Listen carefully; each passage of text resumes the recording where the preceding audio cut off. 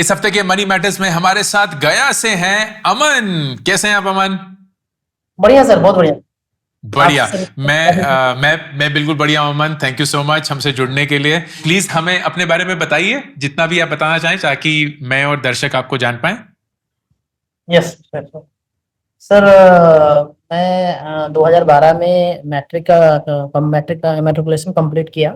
Okay. आपका matriculation actually financial condition वैसा नहीं था, हमारे पिताजी वगैरह वैसे सही नहीं थे। और हमारे पिताजी एक्चुअली फेरी का काम करते हैं, चादर वैसे पर ट्रेवलिंग में बिजनेस हमारे पिताजी करते हैं। तो उनका बेसिकली छोटा हल्का फुल्का अर्निंग हो जाता था, वो हम लोग उन्हीं से पले बढ़े हैं और बड़े हुए हैं।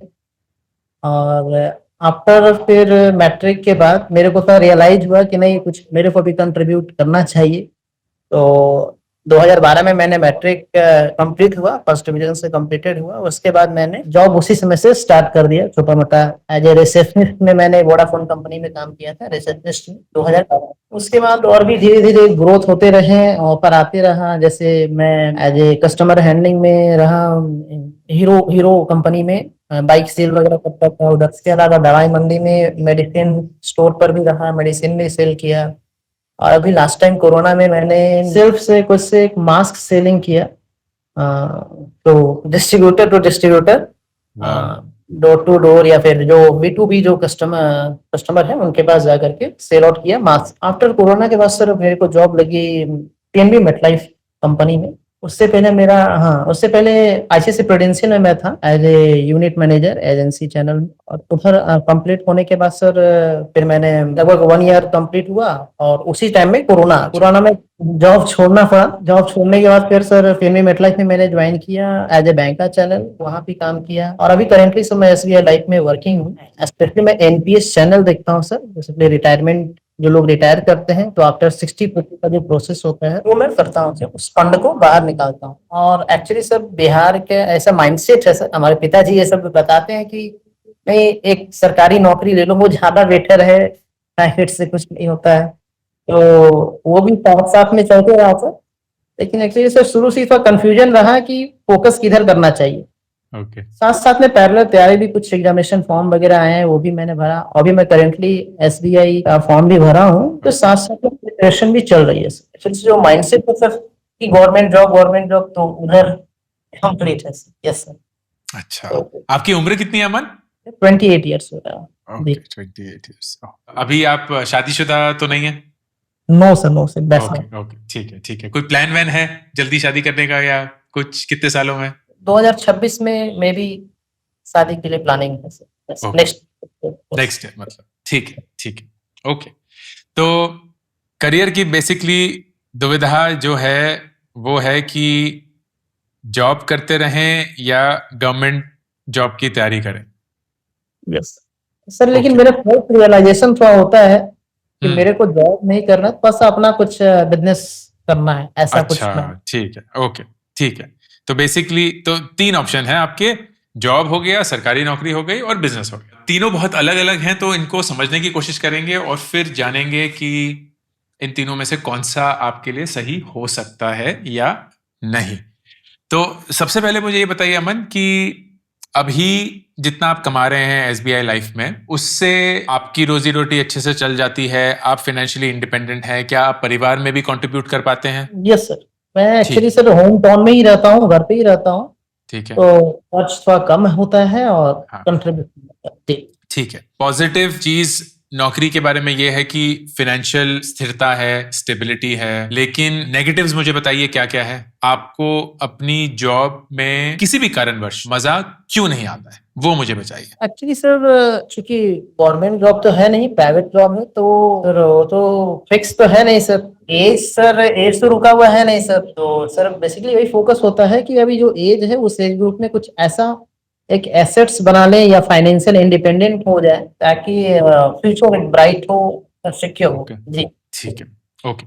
तो सबसे पहली चीज आपने बताया कि प्राइवेट नौकरी है तो अनप्रेडिक्टेबल है। जैसे कोविड में आपकी नौकरी चली गई थी, तो वैसे ही भगवान ना करे शायद यहां भी हो सकता है, लेकिन सरकारी नौकरी में एक प्रेडिक्टेबिलिटी रहती है, सिक्योरिटी रहती है। दूसरा, आपने फाइनेंशियल सिक्योरिटी के बारे में बात किया। तो मुझे ये बताइए कि आपको लगता है आप सरकारी नौकरी में ज्यादा कमाएंगे और प्राइवेट जॉब में अभी कम कमा रहे हैं? सर एक्चुअली अर्निंग तो नहीं है सर, एक्चुअली उधर सिक्योरिटी थोड़ा सा फोकस होता है कि हाँ सिक्योरिटी है ना। हाँ, तो ये है 60 नौकरी से नहीं years निकलेंगे आप, Yes. ठीक है। लेकिन अगर आप उतना नहीं कमा रहे हैं, जैसे अभी आपकी तनख्वाह कितनी है अगर मैं आपसे पूछूं? सर अभी मेरी तनख्वाह सर 2.5 लाख का पैकेज, इसमें काट छट के लगभग 17,000 17,000 रुपए। ठीक है। जिस सरकारी नौकरी के लिए आप तैयारियां कर रहे हैं, एसबीआई की हो या कहीं भी हो, उसको अगर आप क्लियर कर लेंगे तो तब कितना मिलेगा करीब? Starting sir 40 to 45। अच्छा, ठीक है। तो 40 to 45 मिलेगा, तो क्लियरली एक बड़ा सा जंप होगा और वो सिक्योरिटी की तरफ होगा। ठीक है, परफेक्ट। सर जो मैं अभी करेंटली वर्किंग हूँ, अगर इंसेंटिव वगैरह कुछ ऐड कर दिया जाए तो ऑन एवरेज 25 तक मेरा हो जाए, 25 to 30 ये हो ठीक है। जाएगा। और अभी प्राइवेट नौकरी में जो आपने बताया अनप्रिडिक्टेबल है और फाइनेंशियली नॉट वेरी लुक्रेटिव।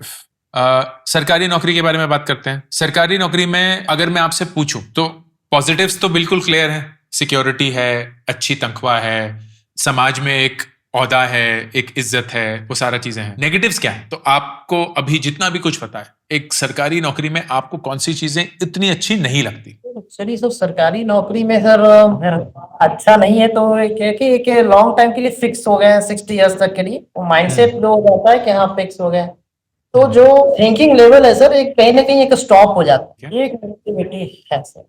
ठीक है, ओके। क्या उस चीज से आपको डर लगता है? बिल्कुल सर बिल्कुल। जैसे मैं जैसे बताया कि मेरे पास एंटरप्रेन्योर टाइप का ऐसा लगता है कि कुछ करूं या कुछ एक्स्ट्रा अर्निंग करूं। मैंने बीच बीच में किया भी, आफ्टर कोरोना में किया भी, तो ऐसा लगता है कि अगर मैं फाइनेंशियल इंडिपेंडेंट हो जाऊं या एक अच्छा बैंक बैलेंस बन जाए। और सर मैं आपके वीडियो देखा था तो उसमें बताए थे कि भाई ये सब चीज में तब उतरे जब आप 1 महीने का या सॉरी 1 ईयर का बैकअप आपके पास है, तब फिर आप वो फील्ड में जाए, ताकि फिर बीच में दिक्कत ना हो। कम से कम एक बैकअप आप रख करके फिर आप उस फील्ड में जा सकते। जी बिल्कुल। जो आप 25 से 30 हजार रुपए महीना कमाते हैं अमन, उसमें से कितना बचा पाते हैं? 50% सर। ओके, क्या करते हैं उसका? सर चलिए सर, मैं आपके वीडियो काफी देखता हूँ तो आपके माध्यम से काफी कुछ SIP वगैरह भी अभी कर चुके हैं सर, है ना। जो ज्यादा नहीं है, करेंटली मैं 2,000 रुपये हर महीने का वो SIP वो तो चलता ही है, जो स्मॉल कैप में डाला हुआ है। इसके अलावा जैसे कुछ इंसेंटिव वगैरह आता है तो, और मंथली 5,000 ऐसा करके ये 2-3 महीना से करेंटली मैं ये डाल चुका हूँ, 5,000 करके ये SIP कंप्लीटेड है। SIP में मतलब इसमें स्मॉल कैप में डाला हुआ। ठीक है।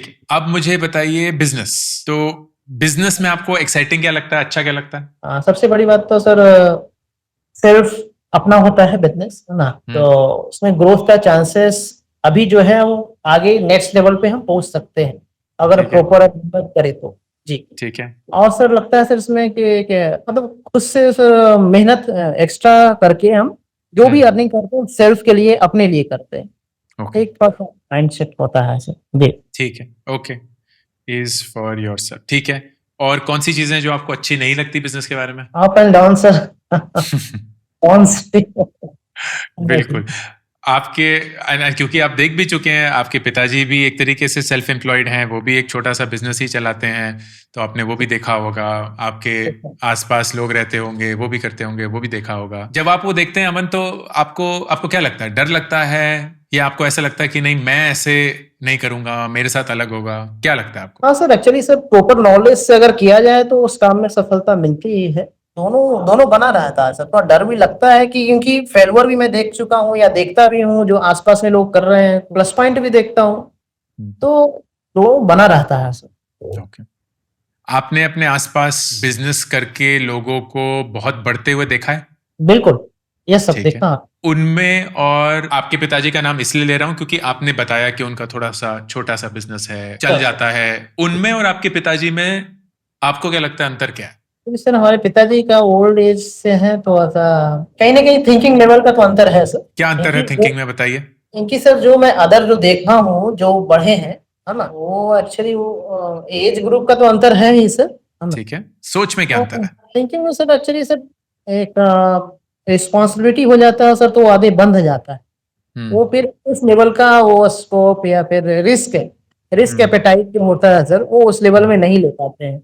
जबकि अगर इसका एज ग्रुप 40 है, मान लीजिए 35 है, तो थोड़ा सा रिस्क लेने में और सक्षम है। मेरा जहाँ तक पता है, ठीक हमारे पिता ठीक है तो इतना रिस्क ना ले पाए हम शायद। ठीक है।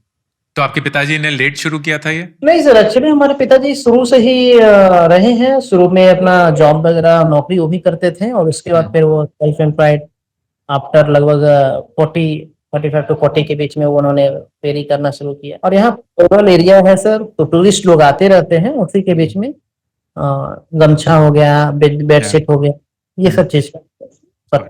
तो अगर आप अपने पिताजी का बिजनेस संभालें, क्या आपको लगता है कि आप उसको बढ़ा पाएंगे? ये सब शुरू से ही तो जैसे हमारे पिताजी का फोकस होता था कि नहीं, बेटा मेरा पढ़ लिख कर वो नौकरी की तैयारी करे, वो निकाले। तो वो अपने बिजनेस में कम इन्वॉल्व, इस तरह से इन्वॉल्व किए नहीं। लेकिन जब साथ में रहते हैं, देखते हैं कैसे कहाँ से सामान आता है, बिकता है, तो वो सर पता है सर। और उस पर अगर हम प्रॉपर फोकस होकर जाए, जा सकते हैं सर, फिर अगर उस तरह का हो। और मैं ये सारे सवाल इसलिए पूछ रहा हूँ क्योंकि ऑफ कोर्स ये आपके पिताजी के बारे में नहीं है, बट ये है कि मैं ये जानने की कोशिश कर रहा हूँ कि आपका रुझान किस तरफ है, आपकी फितरत क्या है। नहीं, क्योंकि सरकारी नौकरी और बिजनेस तो बहुत अलग चीजें हैं हमारे, बहुत ही अलग चीजें। एक सरकारी नौकरी में जैसे आपने बताया, वाकई में बहुत सारे लोग हैं जो जंग खा जाते हैं, ग्रो करना बंद कर देते हैं, सोचना बंद कर देते हैं, अपने आप को चैलेंज करना बंद कर देते हैं। बिजनेस में तो अगर आप वैसे हो गए तो बिजनेस भी ठप हो जाएगा, आप भी ठप हो जाएंगे। तो बहुत अलग एक फितरत होती है, एक माइंडसेट होता है इन दोनों में घुसने का। क्योंकि आप बिहार से हैं और मुझे पता है कि बिहार में इतना ज्यादा सरकारी नौकरी का एक वेव है, और इतने सारे लोग हैं जो ऑफ कोर्स यूपीएससी देते हैं, और बहुत दिग्गज हमारे पूरे एडमिनिस्ट्रेशन में लोग हैं जो बिहार से आए हैं। तो एक तरीके का इंक्लिनेशन तो हो जाता है, लेकिन ये नहीं पता होता कि हमारे को उससे मिलेगा क्या, और क्या हम वाकई में वैसे हैं या नहीं है। तो मैं आपसे एक काल्पनिक सवाल पूछता हूँ। एंड काल्पनिक सवाल यह है कि अगर सरकारी नौकरी को आप एक इंसान की तरह विजुअलाइज करें, कि वो एक इंसान है जो आपको मिलता है मार्केट में, मॉल में, घर पर, जो भी, और उसको विजुअलाइज करें कि उसने कैसे कपड़े पहने हुए हैं, वो कैसे बातें कर रहा है, वो कैसे सोच का है, और फिर एक बिजनेस को भी एक इंसान के रूप में विजुअलाइज करें कि उसने कैसे कपड़े पहने हुए हैं, वो कैसे सोच रहा है, वो कौन कौन सी बातें कर रहा है। तो मुझे ये बताइए, इन दोनों इंसानों से अगर आपको दोस्ती करनी हो या उनके साथ वक्त बिताना हो, तो किस इंसान के साथ आपको वक्त बिताने में ज्यादा मजा आएगा? मेरे को तो बिजनेस वाले से ही ज्यादा मजा आएगा। जरा इस इंसान को थोड़ा सा डिस्क्राइब करिए, ये कैसा लग रहा है आपको इंसान बिजनेस वाला? इसने क्या किया होगा, क्या पहना होगा, बताइए थोड़ा। सबसे बड़ी बात यह है सर कि वो क्रिएटिविटी होता है माइंड में, कुछ नया करता है हमेशा, और हमेशा माइंड में ये चलते रहता है कि नेक्स्ट क्या, आगे क्या करना है, आगे क्या करना है। एक्चुअली तो मैं आपको बीच में भूल गया, मैं अभी बीच में मुंबई भी गया था। अच्छा। हमारे जो सेठ थे वो मारवाड़ी थे, और उनके साथ भी अप्रोक्स 6 मंथ काम करने का मौका मिला, काफी कुछ सीखने को मौका मिला। हमको लगता है मॉर्निंग उनका शेड्यूल ही था, सुबह उठते के साथ ही वो बिजनेस के बारे में ही सोचना शुरू, मतलब सुबह से लेकर रात तक, रात के 9-10 बज रहा, और उनका थिंकिंग लेवल बस कि बिजनेस को कैसे ग्रो करना है, ग्रो करना है, ग्रो करना, बस फोकस होता था। तो मेरी राय आपके लिए ना ये रहेगी अमन, एंड सर मुझे बताइए कि ये आपके लिए सही रहेगा कि नहीं। आपने ये भी बोला कि अगले साल आप चाहेंगे या प्लानिंग है कि आप शायद शादी कर लेंगे, आप 29 साल के हो चुके होंगे। तो वही जिम्मेदारियां जो आपने बताई कहीं किसी को रोक देती हैं, वो रिस्क एपेटाइट या वो रिस्क लेने की जो क्षमता होती है वो थोड़ी सी कम हो जाती है, क्योंकि रिस्पॉन्सिबिलिटीज आ जाती हैं, जिम्मेदारियां आ जाती हैं। तो उन सबको मद्देनजर रखते हुए अगर मैं आपको ये बोलूं कि अगले 1 साल आप 2 चीजें करिए। एक तो अपनी नौकरी में रहिए, आप 25-30 हजार रुपए महीना कमा रहे हैं इंसेंटिव को जोड़ जाड़ के, नौकरी में रखकर अच्छे से सेव करिए। 50% सेव कर रहे हैं, बहुत बढ़िया है। 60% से जा सकते हैं, और भी बढ़िया रहेगा। अच्छे से सेव करिए और उसको फिर अच्छे से इन्वेस्ट भी करिए। ज्यादा रिस्क नहीं लेना है, ये नहीं है कि सारा पैसा स्मॉल कैप में डाल दिया है। धीरे धीरे थोड़ा सा एफडी में भी डाल सकते हैं, थोड़ा सा डेट म्यूचुअल फंड में डाल सकते हैं, थोड़ा निफ्टी 50 में डाल सकते हैं वगैरह, लेकिन आप अच्छे से सेव करिए। अगर आप महीने के 10-15 हजार रुपए भी सेव कर पाते हैं तो आप 1 साल में 1 लाख से 1.5 लाख रुपए सेव कर सकते हैं, जो कि एक अच्छी रकम रहेगी आपके फाउंडेशन के लिए। और इसी 1 साल कोशिश करिए कि 1 से 2, ज्यादा नहीं, 1 से 2 किसी सरकारी नौकरी के एग्जाम दीजिए, जिसके लिए आपको पता है आप वक्त निकाल सकते हैं, तैयारी कर सकते हैं, और आपको यह भी पता है कि ये अगर एग्जाम क्लियर हो गया और मुझे ये नौकरी मिल गई तो इस नौकरी को कम से कम मैं कुछ साल तक कर सकता हूं और करने की इच्छा रखता। तो अगले 1 साल का प्लान आपका क्या होगा? आप अपनी सरकारी नौकरी के अरमान को कम से कम एक चांस तो देंगे। और जरूरी तो नहीं है कि अगर सरकारी नौकरी आपको मिल भी गई तो जिंदगी भर वही करना है। आप 3, 4, 5 साल कर सकते हैं, उसके बाद ले लीजिए वॉलंटरी रिटायरमेंट। एक अरमान जो पूरा हो जाता है ना कि यार देख लिया कैसे होता है, मजा नहीं आया, कुछ और कर लेंगे। तब तक एक नेटवर्क बन गया होगा, थोड़ी सी आमदनी इकट्ठी हो गई होगी, थोड़ा सा रुतबा समाज में बन गया होगा, तो वो सारी चीजें जो आपको थोड़ा बहुत मिल सकती थी एक सरकारी नौकरी से, वो मिल गई होंगी। स्वाद चख लिया आपने और फिर बोला यार नहीं, मेरे लिए नहीं है, मुझे तो धंधा ही करना है, बिजनेस करना है, मैं वहां चला। तो शायद 30-35 या मतलब 35 साल की उम्र में आप वहां कर सकते हैं। या अगर नहीं हुआ तो शायद किस्मत में वही लिखा हुआ था कि सरकारी नौकरी नहीं है, तो कहीं और। लेकिन ज्यादा जरूरी होगा कि उस एक साल आप इस अरमान को एक चांस तो देंगे, प्लस आप अपनी फाइनेंशियल स्टेबिलिटी को भी इंप्रूव करें। क्योंकि जब आप बिजनेस करेंगे, आपको भी पता है उतार चढ़ाव होगा। पहले 1-2 साल तो शायद कुछ भी नहीं होगा। उस समय पे ना बहुत जरूरी है अमन कि आपके पास कोई कुशन हो जो आपके 1-2 साल की जो मेहनत है, शिद्दत है बिजनेस को सेटअप करने में, बिजनेस को बनाने में, उसमें आपका साथ दे। क्योंकि अगर वो कुशन नहीं होगा ना, तो आपके ऊपर प्रेशर बन जाएगा अपने बिजनेस को पहले दिन से ही जितवाने का, पहले दिन से ही पैसे कमाने का, पहले दिन से ही ग्रो करवाने का। और वो जरूरी नहीं है वो पहले दिन से ही होगा। जितना मैं चाहूं, जितना आप भी चाहें और जितना आप मेहनत करें, ऐसा हो सकता है कि उस बिजनेस को ग्रो करने में 6 महीने, 9 महीने, 12 महीने लग जाए। लेकिन तब तक आपके पास पैसे की कमी नहीं होनी चाहिए। और ऐसा नहीं होना चाहिए कि आप किसी पर निर्भर हो, और ऐसा भी नहीं होना चाहिए कि आपका परिवार एक ऐसे अंधकार में झुलस जाए जो आप नहीं चाहते उनके लिए। तो अगले 1 साल 1 से 1.5 लाख रुपए बचाएंगे,